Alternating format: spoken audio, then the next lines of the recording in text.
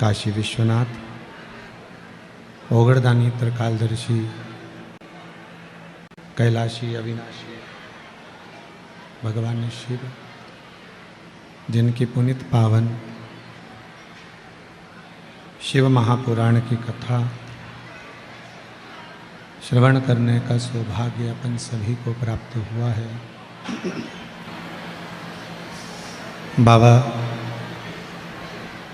भूत भावन भूतेश्वर भगवान शंकर महाकाल राजा की कृपा से, देवाधिदेव महादेव की करुणा से, माहिल्या की पावन नगरी इंदौर, जिसमें मांकनकेश्वरी गरबा ग्राउंड में भगवान देवाधिदेव महादेव की कृपा से संरक्षक श्री कैलाश जी विजयवर्गीय, कथा आयोजक पंडित श्री रमेश जी मेंदोला, मित्र मंडली,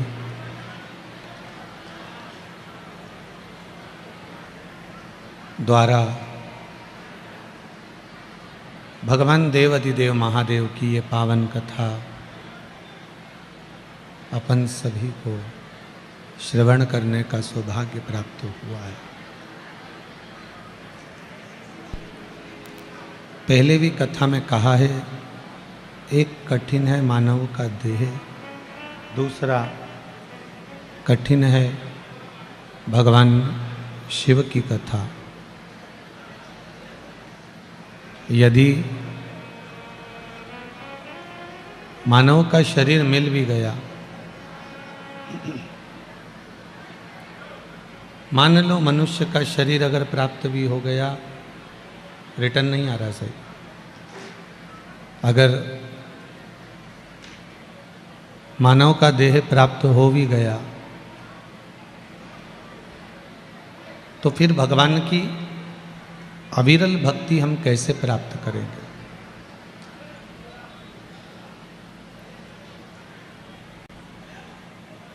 एक दुनिया के लोग आज के समय में मुक्ति पाने का यत्न तो ढूंढ रहे हैं कि हमको मुक्त होना है, हमको मुक्त हो जाना है, पर मुक्ति के साथ में अगर कुछ क्रम है तो वो है मोक्ष। संसार सागर से मुक्त होना तो सरल है कि आप आए हो तो मुक्त तो होना ही है। थोड़ा भी अगर हमने भजन कर लिया, थोड़ा भी स्मरण कर लिया, थोड़ा कीर्तन कर लिया, थोड़ा मंत्र जाप कर लिया, तो मुक्त तो हम हो जाएंगे। पर इस मुक्त के साथ में हमें मोक्ष पद की भी प्राप्ति होना चाहिए। मुक्ति होना और मोक्ष होना दोनों में अंतर है। डीले थोड़ा कम करिए। मुक्त होना और मोक्ष होना दोनों में थोड़ा थोड़ा अंतर है।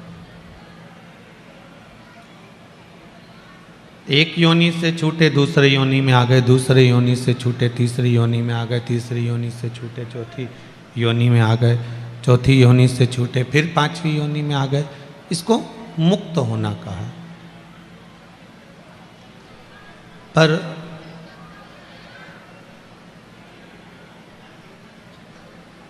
हम भगवान की कथा में ऐसे लग जाएं, भगवान के भजन में ऐसे लग जाएं, भगवान के कीर्तन में ऐसे लग जाएं कि फिर हमारा दूसरा जन्म होए ना।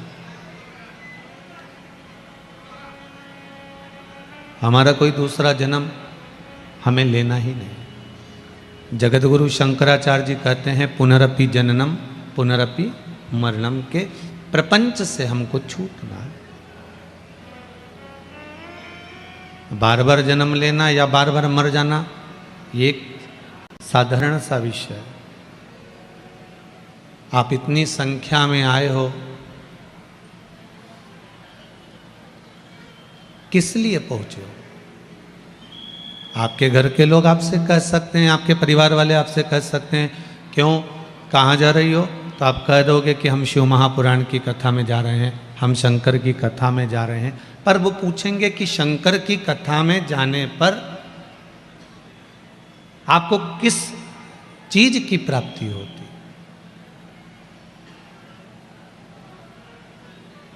क्या मिल सकता है आपको?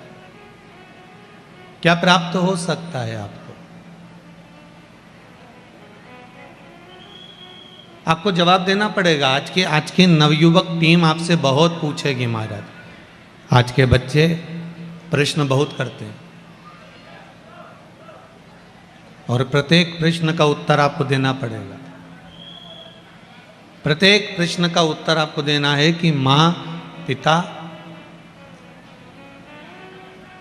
ये बताओ कि भगवान के मंदिर में जाने पर, भगवान की कथा में जाने पर, भगवान की शरणागति में जाने पर क्या मिला है हमको? आपके बच्चों को आपको ज्ञान उपदेश देकर समझाना पड़ेगा कि भगवान के मंदिर में जाने पर, भगवान की कथा में जाने पर, तीर्थ में जाने पर, भगवान की शरणागति में जाने पर हमें भगवान के चरणारविंद का सुख, शांति और मेरे परमात्मा का विश्वास प्राप्त हुआ है। कुछ मिला तो वो विश्वास है।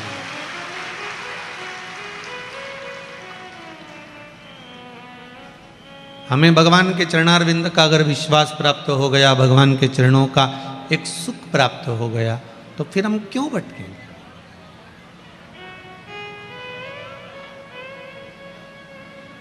एक इतना बड़ा कटोरा भर के आपको घी दे दिया जाए, एक कटोरा भरकर आपको घी दिया जाए और आपसे कहा जाए कि एक कटोरा जो आपको घी दिया है, इस एक कटोरे घी को आप पी लो। कोई पिएगा? अरे बोलो तो जम के, पियोगे? नहीं। और जितने ये धूप में बैठे हैं, आप पी लोगे एक कटोरा घी? नहीं पियोगे ना? नहीं। अब वो एक कटोरा घी हम पी नहीं सकते, पर उस एक कटोरा घी को रवे में, आटे में डालकर, सेक कर हलवा बना दिया जाए, सीरा बना दिया जाए, तो फिर खाओगे कि नहीं खाओगे? खाओगे ना? फिर तो अच्छे से खा सकते हो। घी ऐसे पी नहीं सकते, पर उस घी को आटे में, रवे में, बेसन में मिलाकर लड्डू, हलवा, सीरा बनाओगे और उसको अपन खा सकते हैं। फिर तो एक कटोरा घी भी नहीं मालूम पड़ेगा साहब। जोरदार जोरदार तरीके से फिर जब खाना चालू करा ना, तो फिर वो घी मालूम नहीं पड़ने वाला। उसी तरह जैसे कटोरा भरकर घी है उसको पी नहीं सकते, उसी तरह ये जीवन एक विष का प्याला है, इसको आप पी नहीं सकते, पर इस जीवन में शिव महापुराण आटे को, रवे को मिलाकर हलवा बना लो तो जीवन का जीने का एक आनंद बदल जाएगा। थोड़ा आटा मिलाना पड़ेगा इस शिव महापुराण का, थोड़ा बेसन मिलाना पड़ेगा शिव महापुराण का, थोड़ा सा रवा शिव महापुराण का मिलाओगे आटे में, और तपस्या के गैस पर, तप के चूल्हे पर इसको तपाओगे और थोड़ी थोड़ी भजन की इलायची पीस कर इसमें डाल दोगे, तो ये पक्का है कि स्वाद तो ऐसा जोरदार आएगा कि जिंदगी भर नहीं भूल पाओगे। बस प्रत्येक मनुष्य के जीवन में वो घी का कटोरा भरा हुआ है, पर कोई पी नहीं सकता। दुख है प्रत्येक मनुष्य के जीवन में, ऐसा कोई मानव संसार में पैदा नहीं हुआ जिसको दुख नहीं है।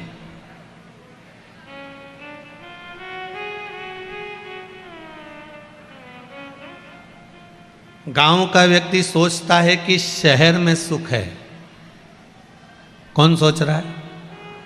जरा झमझम के बोलो जरा। हो गांव का व्यक्ति सोचता है शहर में सुख है, शहर का व्यक्ति सोचता है विदेश में सुख है, विदेश का व्यक्ति सोचता है ग्रहों पर सुख है।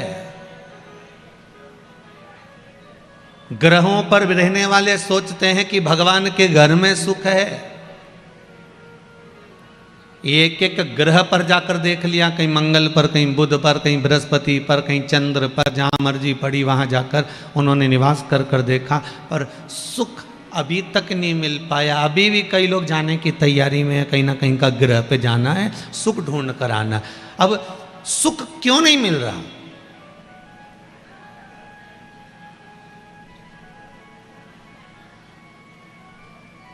शांति की अनुभूति क्यों नहीं हो रही?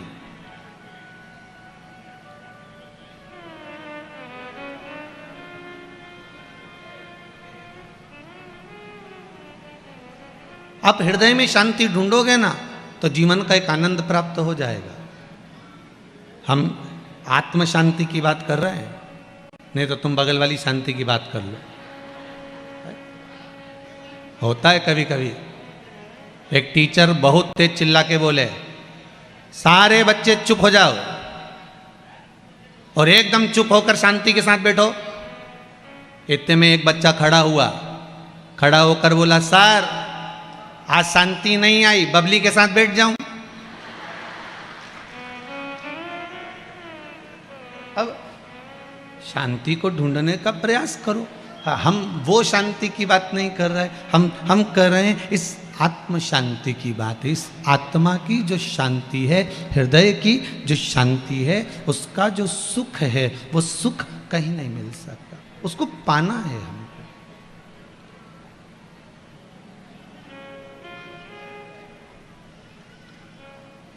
तात मिले पुनि मात मिले, युवती मिले सुखदाई। संसार में सब कुछ मिल सकता है, पर भगवान की भक्ति और आत्म शांति ये बड़ी कठिनता से मिलती है। इस आत्म शांति को अगर हमें पाना होगा, इस आत्म शांति को हमें पाना है, भगवान के चरणों का सुख हमें प्राप्त करना है, तो भगवान के कथा में जाकर, भगवान की भक्ति में बैठकर, भगवान के भजन में बैठकर, भगवान के स्मरण में बैठकर उस सुख को पाया जा सकता है।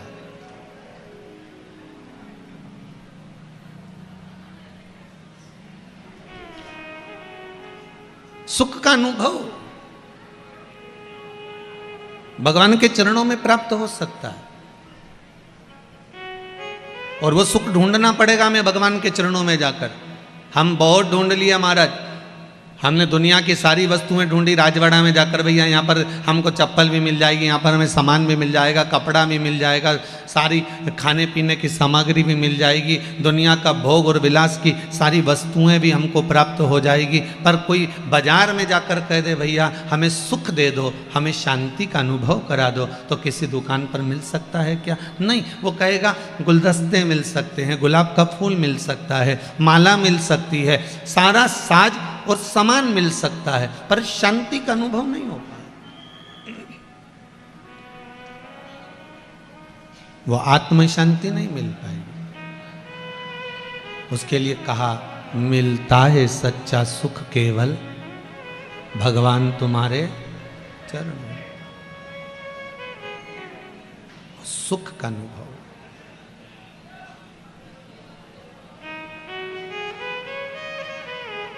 चाहे कांटों ने मुझे घेरा हो, चाहे चारों ओर। आता है आपको? जरा एक लाइन गाएंगे। चाहे कांटों ने मुझे घेरा हो, चाहे चारों ओर। एक पत्र में अंधेरे की बात लिखी है, इसलिए ध्यान आ गया।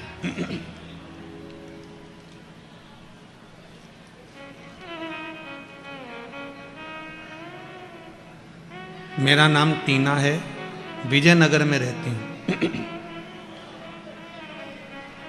मैं 1 साल पहले, कहीं बैठी हैं टीना जी विजयनगर वाली?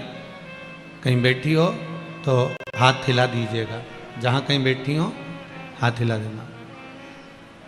विजयनगर में रहती हूँ, 1 साल पहले हम लोग बहुत कर्ज में थे, बहुत परेशान थे।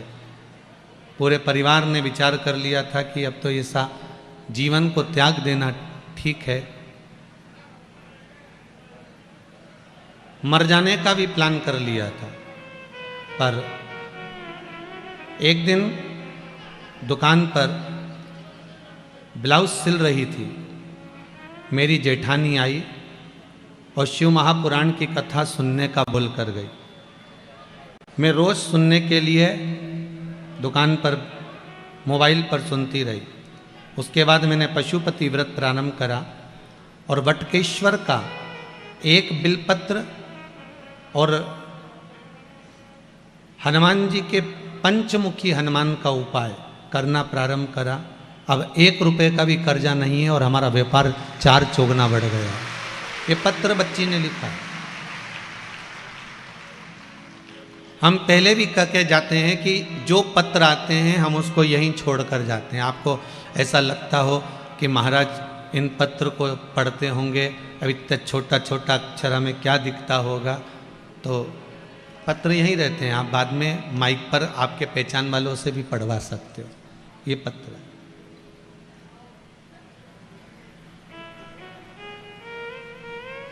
अगर जिंदगी की डोर में, जीवन में अगर कहीं अंधेरा आ भी गया, कहीं ऐसा मौका मिल गया कि आज हम कर्जे में लदालूम हो गए, हम आज दुख में लदालूम हो गए, आज दुनिया का सारा कष्ट, सारी बीमारी, सारा रोग, सारा दुख भगवान ने हमारे खाते में डाल दिया है, आपको ऐसा महसूस हो कि हम अब बहुत दुखी हो गए, तब उस जगह पर आप शिव का स्मरण करना, डोलना मती। चाहे कांटों ने मुझे घेरा हो, चाहे चारों ओर अंधेरा, पर मन नहीं डगमग मेरा हो। लोग डगमग करेंगे आपको।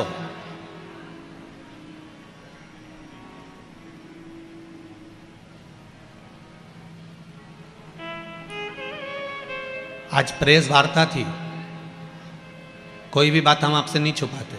इस व्यासपीठ का नियम है कि हम कभी नहीं छुपाएंगे, हमारे घर से लेकर बाहर तक की बात कह देते। आज प्रेस वार्ता थी तो एक पत्रकार महोदय ने बहुत सुंदर प्रश्न किया है। उन पत्रकार महोदय के लिए पहले तो जोरदार ताली बजाओ, बहुत सुंदर प्रश्न। एक पत्रकार महोदय ने बड़ा सुंदर प्रश्न किया कि गुरुदेव, बात इतनी सी है कि दुनिया के लोग थोड़े दिन राम की भक्ति करते हैं, थोड़े दिन कृष्ण की भक्ति करते हैं, थोड़े दिन फिर किसी की भक्ति करते हैं, फिर कोई आ जाता है फिर उसकी भक्ति करते हैं और धीरे धीरे भूलते चले जाते हैं। आपका कुछ कहना है?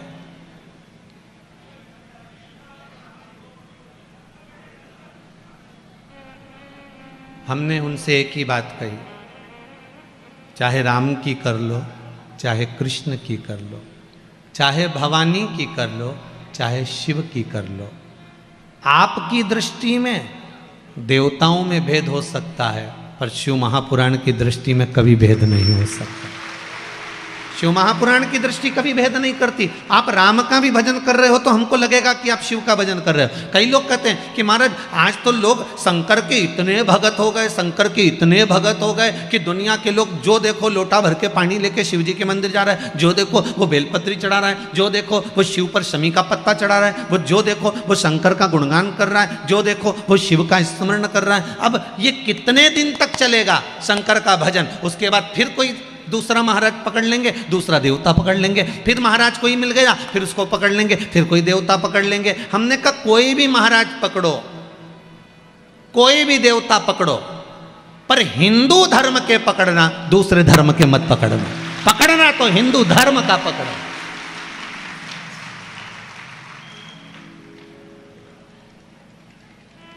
कहीं एंडा बेंडा मत पकड़ लीजो रे, पकड़ो, मना नहीं, पर हिंदू धर्म का पकड़ना।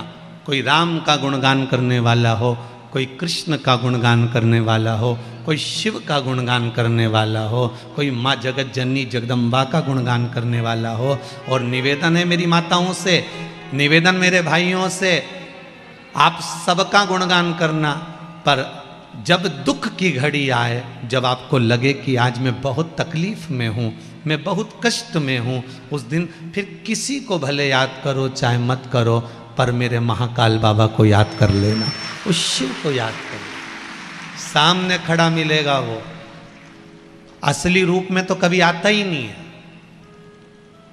अभी यहां पर शंकर भगवान आके खड़े हो जाएं तो तुम यही सोचोगे जैसे नीचे बाबा और नहीं नाचे, पुंगी लेके दो दो।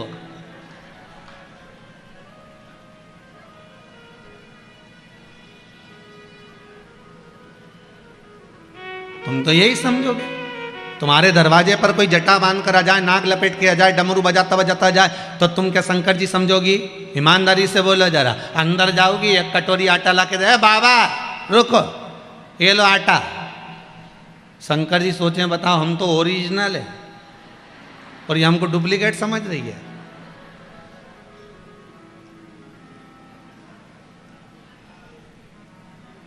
असली तो समझ में नहीं आता। ये असली को पहचानना बड़ा कठिन काम है, दुनिया का सबसे कठिन काम है असली को पहचानना, बहुत कठिन।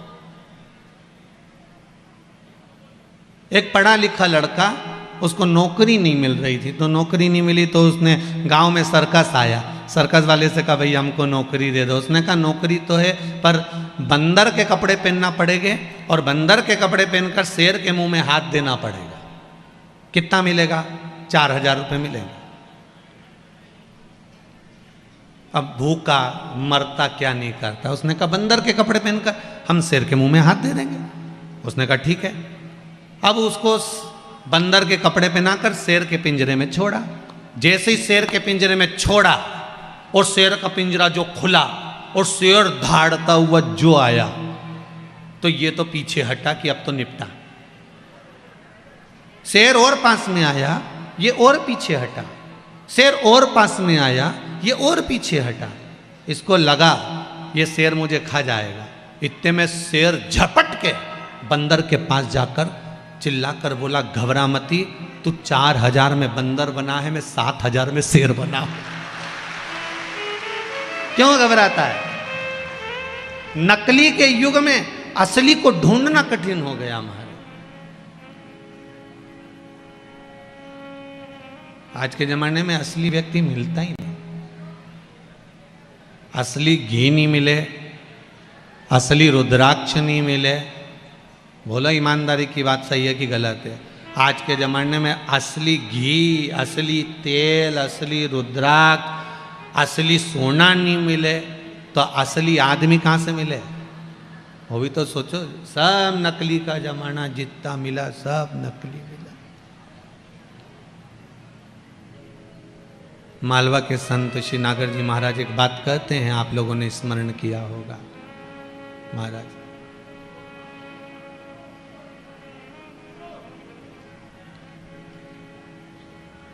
जोगी आया भोगी आया ढोंगी आया रे, जोगी आया भोगी आया ढोंगी आया रे।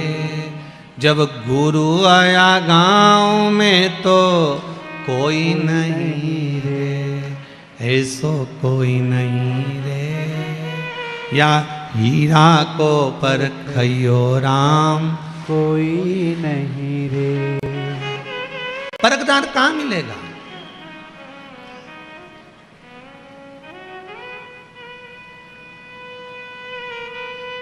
परखैया मिलना कितना कठिन है साहब। एक व्यक्ति के पास में 2 हीरे थे, बहुत चमकदार, राजसी ठाट जैसे हीरे। इतने बड़े हीरे पूरे राजभवन में किसी के पास नहीं थे। उस व्यक्ति ने जाकर कहा महाराज मेरे पास में 2 हीरे हैं, एक नकली है एक असली है, आप बता दो इसमें से असली कौन सा और नकली कौन सा है। अगर आपने बता दिया असली हीरा तो ये हीरा मैं आपको दे जाऊंगा। राजा ने हीरे की परख करवाने की कोशिश करी। इतना सुंदर हीरे हैं, इतने सुंदर हीरे हैं, और ये हीरा कम से कम करोड़ों का है, पूरी जायदाद बेच दूंगा तो ऐसा बड़ा हीरा नहीं आ सकता। राजा ने अपने जौहरियों को बुलाया, अपने सैनिकों को बुलाया, हीरे की परख करके बताओ हीरा असली कौन सा नकली कौन सा। सब घबरा गए क्योंकि राजा ने कहा सुनो असली हीरा बता देना, तुमसे कह दिया अगर असली हीरा नहीं मालूम पड़ा तो तुम्हारे प्राणों को हर लिया जाएगा। अब कोई एक भी खड़ा नहीं हुआ और एक ने भी जाके हीरा नहीं बताया।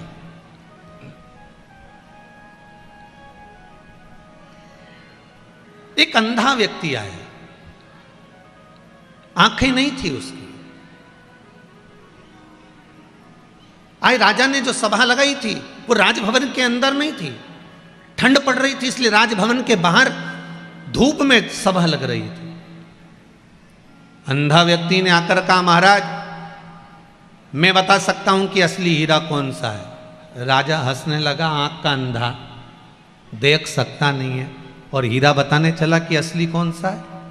अच्छे अच्छे जौहरी, अच्छे अच्छे मालिक इस हीरे को नहीं बता पा रहे हैं और ये कैसे बता देगा। मैं बता सकता हूं कि असली हीरा कौन सा है। राजा ने मन में सोचा मालूम तो पड़ ही नहीं रहा, चलो अंधे को ही मौका दे दो। अंधा गया और अंधे ने जाकर दोनों हीरे को अपने हाथ में स्पर्श किया। स्पर्श कर कर असली हीरे को उठाकर उस अंधे व्यक्ति ने राजा को दे दिया, ये असली है, इसको रख लीजिए। राजा ने पूछा, जिसका हीरा था उससे पूछा, बता ये असली है। इतने में तो वो व्यक्ति खड़ा हो गया और खड़े होकर अंधे के चरण पकड़ लिया। बिल्कुल सत्य कह रहे हो, असली हीरा यही है। आप सत्य कह रहे हो, असली हीरा यही है, ये दूसरा हीरा तो नकली है। राजा ने उस अंधे व्यक्ति से पूछा, ये बताओ कि तुम कैसे पहचाने कि असली हीरा ये है और ये नकली है। तुम्हारे तो नेत्र नहीं थे, तुम तो अंधे थे, तुम्हारी आंखें नहीं थी, फिर तुम पहचाने कैसे। इतने में अंधे व्यक्ति ने कहा, मैंने जब हीरे का स्पर्श करा, हीरा कितनी भी धूप पड़ जाए, कितनी भी गर्मी पड़ जाए, हीरा हमेशा ठंडा रहता है। कांच गर्मी पड़ते से ही गर्म हो जाता है। इसलिए मैं समझ गया कि ये नकली है और ये असली है। समझ आ गई। किसी असली व्यक्ति को परखना है आपको, किसी असली हीरे को परखना है आपको, तो जिसको बहुत तेज गुस्सा आ रहा, बहुत तेज गुस्सा आ रहा हो, या बहुत बड़ी राज सत्ता पर भी जाकर बैठ गया हो, बहुत बड़ा पद अधिकारी भी बन गया हो, बहुत सारा उसके पास में मान प्रतिष्ठा भी आ गई हो, बहुत सारी दौलत भी आ गई हो, बहुत सारी संपदा भी आ गई हो, अगर वो व्यक्ति तुम्हें गुस्से में गर्म नजर आता है तो समझ लेना ये कांच का टुकड़ा है। हीरा कभी गर्म नहीं हो सकता। धन, प्रतिष्ठा, दौलत, सत्ता, मान, इज्जत सब पाने के बाद भी अगर उसके हृदय में नम्रता है तो समझ लेना कि असली हीरा यही है। इसमें नम्रता वाला गुण समाया हुआ है। यह असली का भाव है, असली का भाव।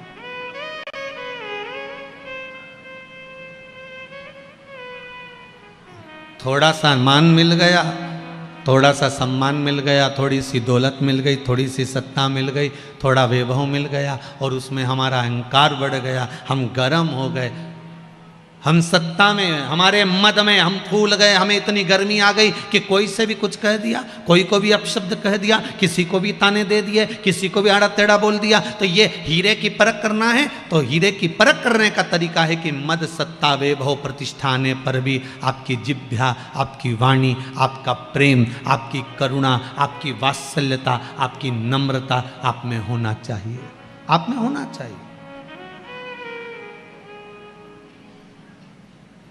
किसी किसी व्यक्ति के पास में पद आ जाता है ना तो वह अहंकार में आ जाता है, अभिमान में, क्रोध आ गया, चिढ़ गया, कुछ भी बोल दिया, शब्द के बाण चल गए, उसी समय समझ लो कि असली हीरा नहीं है, असली हीरा नहीं है।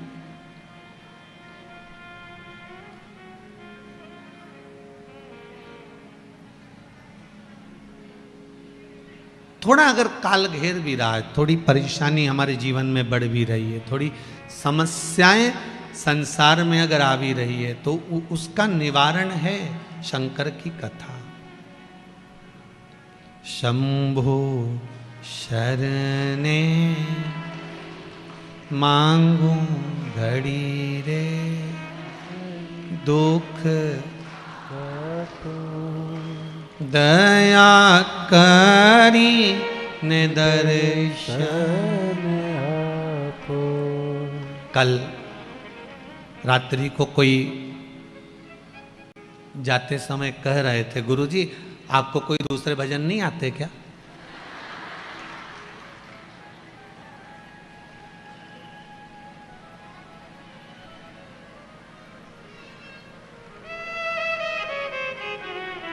एक ही एक भजन बार बार गाते हो। हमने कहा हमको तो पूड़ी भी बनाना आती है, पराठा भी बनाना आता है, पर पेट तो रोटी से ही भराता है। आप में से कितने लोग बैठे हैं जो 1 महीने तक पूड़ी खा सकते हैं? बोलो जरा जम के।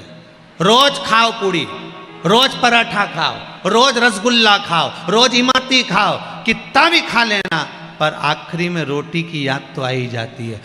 ध्यान देना, जिस भजन में कुछ सार हो, भजन वही गाना चाहिए। आज के ज़माने में लोग भजन का सार भी नहीं समझते। इस भजन में एक सार है, आप शंकर के सामने बैठे हो, शिव महापुराण सामने रखी है, आप और हम सब इस पुराण को घेर कर बैठे हैं। विनती अगर हम इससे करेंगे, शंभु शरणे मांगू घड़ी। आपके दिल में अगर भाव भी नहीं होगा, आप मन से नहीं भी गा रहे होगे, तो मुख से तो निकल रहा है, मांगू घड़ी रे। क्या मांगा? दुख। आपने भले कैसे भी बोला, पर बोला तो ना भगवान के सामने। एक बार उसके सामने जाकर कह तो दिया कि मेरा दुख काटो और अंत समय में दर्शन आपो। बस इतनी कृपा है कि आप मेरे दुख को काट दीजिए और मुझे दर्शन दे दीजिए। अब उसको बार बार अगर बोल रहे हैं तो उसका कारण है। क्या कारण है? कि हम भगवान के सामने जाकर, फिर वही बात आ गई महाराज, कि भगवान के सामने जाकर आप छोटी सी बात से किसी से बात करना बंद कर सकते हो। छोटी सी गलती से आप किसी से संबंध समाप्त कर सकते हो, तो छोटी सी प्रार्थना से आप शंकर के भी हो सकते हो। बस छोटी सी प्रार्थना। शंभो शरण मांगू।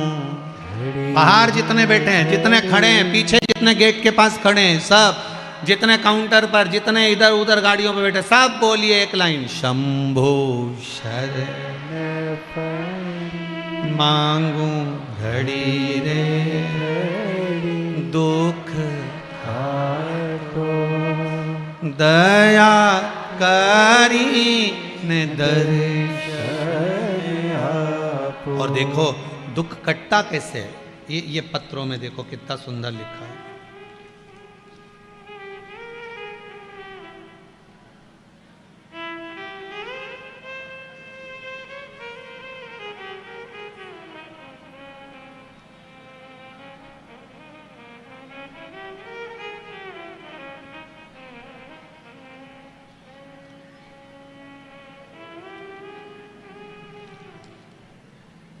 शैलजा बेटियां शैलजा रेखा बबली की माताजी लक्ष्मी पांडे, इन्होंने लिखा है। कहाँ बैठी हैं जरा हाथों हिलाएंगी?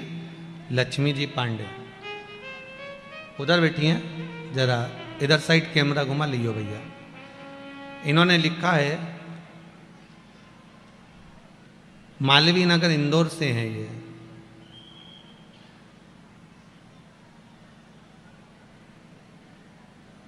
एक बीमारी ब्लॉकेज का ऑपरेशन डॉक्टर ने बोल दिया था कि इनको रोग हो गया है, नसें चोक हो गई है और ऑपरेशन कराना जरूरी है।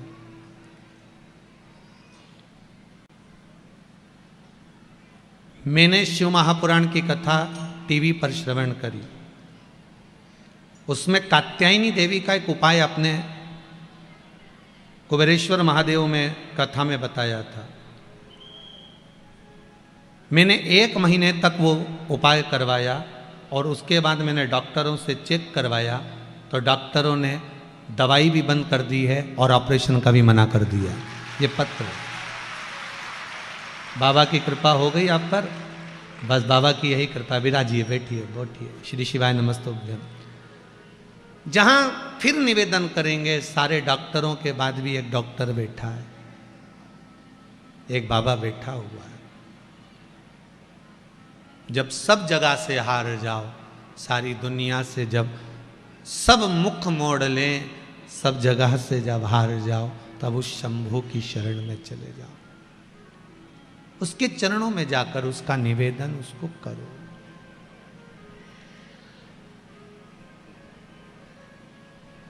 मेरे भोले तेरा सहारा है, मेरे भोले तेरा सहारा है, मेरी नैया का तू किनारा है,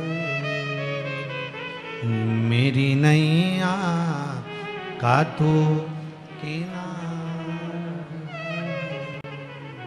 बाबा के चरणों में जाकर आप अगर दिल से कुछ कहोगे, वो सुनेगा। मृत्यु लोक का निवासी है, वो पृथ्वी पर रहता है, और अगर वो मृत्यु लोक में निवास कर रहा है, पृथ्वी पर रह रहा है, तो वो आपका क्यों ना सुनेगा। आप उससे दिल से बोलो। तो हम शिव महापुराण की कथा में जाते हैं, बहुत सारी बातें महाराज जी कहते हैं, राम कथा में जाते हैं, बहुत सारी बातें हम महाराज जी कहते हैं, बहुत सी बातें हम भागवत कथा में भी सुनते हैं, पर हमारा विश्वास हम जागृत नहीं कर पाते। एक विश्वास भी तो जागृत होना चाहिए। एक महाराज जी प्रवचन में कह रहे थे कि भव सागर से तरना है तो भगवान का नाम लो, भगवान का स्मरण करो, भव सागर से तर जाओगे। भगवान का नाम लेकर तुम जहां जाओगे वहां तर जाओगे। अब ब्रज की गोपी थी, सीधी सादी सी एक महिला थी, एक साधारण सी स्त्री थी, वो रोज यमुना जी को नाव में बैठकर जाती थी। उसके मन में आया नाव वाले को रोज 5 रुपए देना पड़ते हैं। पंडित जी ने कथा में कहा था भव सागर से तरना है तो भगवान का नाम लो, तर जाओगे। आज से 5 रुपए देना बंद। जब भव सागर से भगवान के नाम से तर सकते हैं तो ये तो यमुना जी पार उतरना है, फ्री में उतरे ना, काहे को पैसा दें अपन नाव वाले को। उसने 5 रुपए नाव वाले को नहीं दिया, भगवान का नाम लिया, कथा का स्मरण करा और नदी पर पांव रख दिया। यमुना बीच चलकर चलकर पार उतर गई। रोज जाती आती, 5 रुपए रोज के बचा लेती। इकट्ठा करा। पंडित जी गांव जा रहे थे। आज उसने कहा गुरुजी आपकी कथा पूरी हो गई? हाँ। गांव जा रहे हो? हाँ। चलो मेरे साथ, मैं चल रही हूँ, मैं भी मथुरा जा रही हूँ, चलो। गुरुजी उसके साथ हो लिए। अब जैसे गुरुजी साथ चले, इसने कहा, गुरुजी ने कहा नाव वाले नाव लाओ। इसने कहा नाव की क्या जरूरत है, पैदल चलो। तो गुरुजी बोले डुबाएगी क्या, यमुना जी कितनी गहरी है, डूब जाएंगे। नहीं नहीं गुरुजी, आप ही ने तो कथा में कहा था भव सागर तरना है तो भगवान का नाम लो, पार उतरने के लिए भगवान के नाम रूपी नौका में बैठ जाओ, पार उतर जाओगे। जिस दिन से मैंने सुना 5 रुपए एक बार भी नहीं दिए, नाम लेती भगवान का, चलकर पार उतर जाती हूँ। इतना विश्वास मेरे हृदय में आ गया। अब इतना विश्वास अगर मुझे है तो आप भी चिंता मत करो। आप तो कथा बाजते हो, फिर आप कथा बाजते हो तो आपको तो मुझसे ज्यादा विश्वास होना चाहिए, चलो मेरे साथ। गुरुजी ने कहा ऐसा कोई होता है, ऐसा कोई होए? उसने कहा देखो मैं चल के बताती हूँ। उसने भगवान का नाम लिया, यमुना जी पे चलने लगी। गुरुजी को लगा पानी कम होगा तो गुरुजी भी चलने लगे। जो चले तो गुरुजी डुब डुब, और जो गुरुजी डुब डुब नीचे जाए तो फिर हाथ पकड़ा सखी ने और घसीटती घसीटती पार कर दिया। भगवान का नाम अगर है और विश्वास है तो संसार सागर से पार उतर सकते हो। फिर कहूँगा, जितनी बात कथाकार अपनी कथा में कहते हैं उतनी कथाकार को भी अपनी बात पर अमल करना चाहिए, तो तरे। अगर हमें विश्वास है तो हम आपसे कहेंगे कि हमारे पास में अगर कुछ दौलत है तो विश्वास की दौलत है। हमने शंकर पर विश्वास करा। फिर निवेदन करूंगा, भरे मंच से बार बार कहा है, मेरे पिता चने का ठेला लगाते थे, और अगर वो चने का ठेला लगाते लगाते मेरे शंकर ने मुझ पर कृपा कर दी एक साधारण से व्यक्ति पर, तो क्या आप पर नहीं कर सकता? मेरा विश्वास है मेरे शंभु पर, इसलिए आपसे कहता हूं कि विश्वास भरोसा दृढ़ी उस पर रखना जो पार कर सकता है। क्यों डोले हम?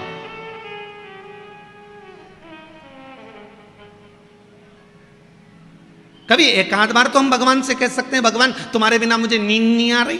रोज फोन लगा के बोलती मुझे तुम्हारे बिना नींद नहीं आ रही।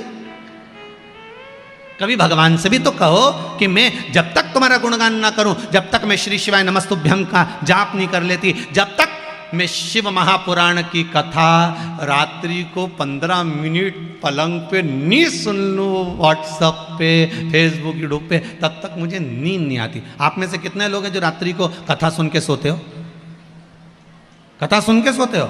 अरे वाह, जोरदार ताली, बहुत बहुत साधुवाद, बहुत बहुत साधुवाद। होना चाहिए। मेरा नियम है, मैं रात्रि को कथा सुनकर सोऊंगी, चाहे कुछ भी हो जाए। 5 मिनट सुनूंगी, 2 मिनट सुनूंगी, पर शिव महापुराण का स्मरण कर कर सोऊंगी, तभी जब शंकर का स्मरण कर लूंगी। क्यों? तो कहे ऐसा सुना है, जिसका स्मरण कर कर सोते हैं ना, वो जरूर सपने में आकर दर्शन देता है। उसकी कथा सुनकर सोऊंगी, वो जरूर आएगा, वो जरूर मिलेगा। विश्वास जागृत हो। कितने अच्छे अच्छे लोग गाना गाते हैं, तुझसे मिलने के लिए तेरी कसम। तो ये ऐसा एक आध बार भगवान सामने शिव, मेरे भोले तेरा सहारा है, मेरी नैया का तो उस विश्वास जागृत करो, भाव जागृत करो।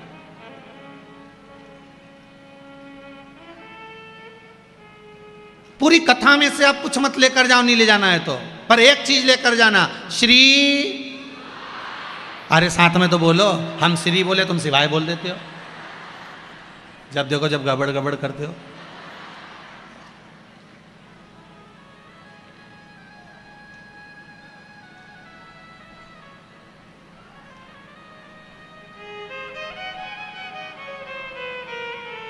फिर से बोलो जरा, श्री शिवाय नमस्तुभ्यम।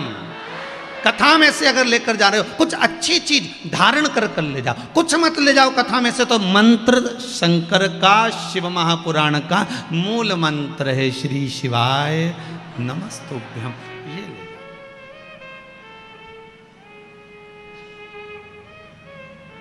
द्रौपदी का जब चीर खींचा गया, द्रौपदी का जब चीर खिंचा रहा था, 5 पति वहीं बैठे थे। कोई उठा जम के? तो बोलो नहीं। भीष्म पितामह वहां बैठे हुए थे, उठे नहीं उठे।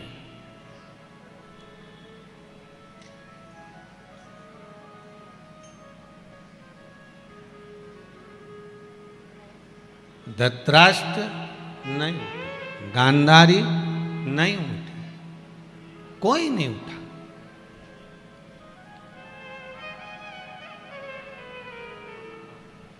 द्रौपदी रोती रोती अपने गुरुजी के सामने गई, गुरु द्रोणाचार्य के सामने। गुरुदेव, मैंने आपसे गुरु मंत्र लिया, शिष्य हूं मैं आपकी,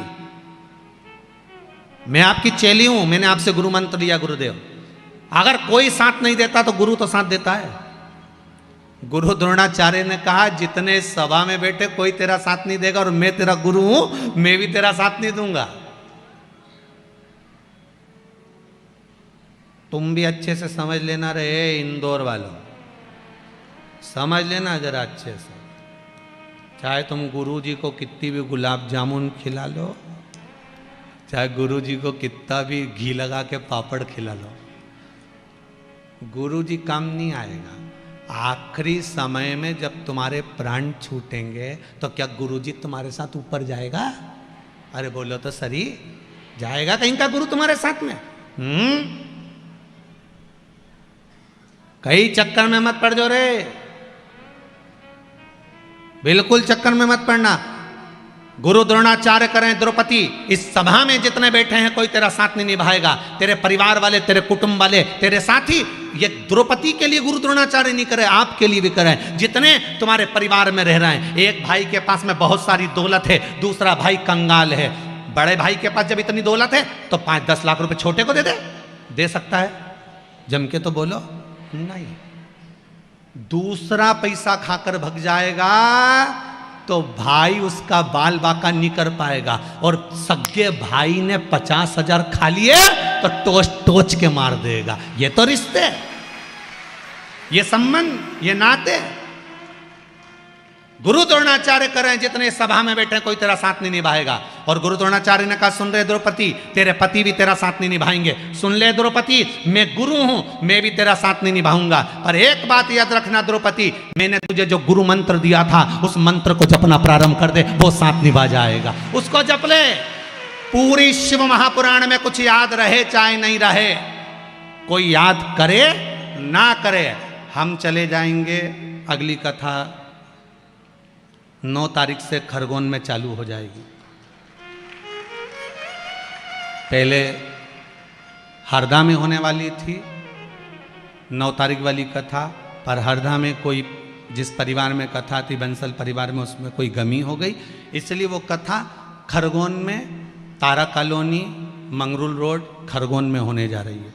तो हम तो चले जाएंगे 9 तारीख से 15 तारीख तक वहाँ कथा रहेगी, उसके बाद चले जाएंगे छिंदवाड़ा के पास कथा है, फिर वहाँ से भिलाई कथा है, तो कथाएं तो चलती रहेगी। पर हम फिर निवेदन कर रहे हैं, सियोर वाला महाराज तो अपनी जगह चले जाएगा, रिश्तेदार अपनी जगह चले जाएंगे, कुटुंब कबीला अपनी जगह चले जाएगा, टेंट बाद में उखड़ जाएगा, सब कोई अपनी जगह चले जाएंगे। तुम्हारे भीतर भी पूरी शिव महापुराण भले तुम्हें याद नहीं रहे, मत रहने दो।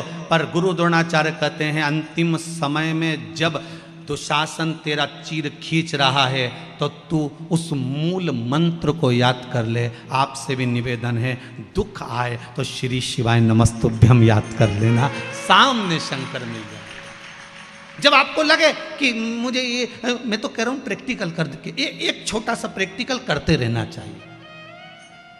प्रैक्टिकल करने का जमाना भी है, प्रैक्टिकल करते रहो। हम कई बार कहते हैं प्रैक्टिकल करो। एक महाराज जी प्रवचन दे रहे थे, प्रवचन में कह रहे थे शराब नहीं पीना चाहिए, मदिरा मत पियो, गंदा नाली का पानी है, क्यों पीते हो, गटर में पड़े रहोगे। उसी में महाराज का पहचान वाला बैठा था, उठ के खड़ा हो गया, ओ महाराज इतनी बड़ी बड़ी बातें कह रहा है, तेरा सगा भाई पी के तो नाली में पड़ा है, तू हमको ज्ञान दे रहा है महाराज, अपने भाई को क्यों नहीं देता। महाराज जी ने कहा, देखो भैया मैं भी प्रवचन दे रहा हूँ, मेरा भाई भी प्रवचन दे रहा है, बस अंतर इतना है मैं मुंह से समझा रहा हूँ, मेरा भाई प्रैक्टिकल करके दिखा रहा है, मेरा भाई प्रैक्टिकल करके दिखा रहा है, आप किस में समझोगे। तो हम तो कहते हैं एक आध बार प्रैक्टिकल करके देखो, कहीं सियोर वाला महाराज झूठ तो नहीं बोल रहा। तुम जब दुख की घड़ी हो, तुम अकेले खड़ी हो और तुम्हें ऐसा लग रहा है कि तुम्हें ऑटो भी नहीं मिल रहा, तुम तो एक साधारण सा प्रैक्टिकल करो, ऑटो भी नहीं मिल रहा, 2 मिनट खड़े खड़े श्री शिवाय नमस्तुभ्यम, श्री शिवाय नमस्तुभ्यम, श्री शिवाय, और चिल्ला के भी नहीं बोलना आपने, नहीं तो पड़ोसन सोचेगी पगली है। नहीं, अपन ज़्यादा तेज चिल्ला के बोलो तो लोग तो समझे ना पागल हो गई है, तो अपने ऐसा चिल्ला चिल्ला के भी नहीं बोलना, अपने घट की जिब्या से बोलना हो। अपने को किसी को दिखावा विखावा करना ही नहीं बिल्कुल भी, अपने तो भीतर से श्री शिवाय नमस्तुभ्यम जपते रहो। देखो जिस चीज की याद करोगे वो सामने, पर थोड़ा समय जरूर लगता है, वो थोड़ा सा समय। हमने तो यहाँ तक कहा है तुम्हें रसगुल्ला खाना हो ना तो 2-3 दिन तक तुम श्री शिवाय नमस्तुभ्यम जपो, रसगुल्ला आके मानेगा चाहे कहीं से भी आए, कोई भी लाएगा, तुम जपो तो मंत्र में वो बल है साहब। जब विदेश में श्री सूक्त के मंत्रों से सोना बना सकते हैं, हमारे भारत की भूमि के मंत्रों में बल देखिए कि विदेश में श्री सूक्त के मंत्रों से सोना बनाया जा रहा है, और हमारे भारत में केवल हम श्री सूक्त का पाठ कर रहे हैं, वो सोना बना रहे हैं। हमारे मंत्रों में इतनी प्रबलता है कि अगर हमने दिल से जप लिया तो परमात्मा भी सामने आकर खड़ा हो जाता है, और हुआ, कई बार हुआ। तुम जपो तो मीराबाई जपी, भगवान आकर खड़े हो गए।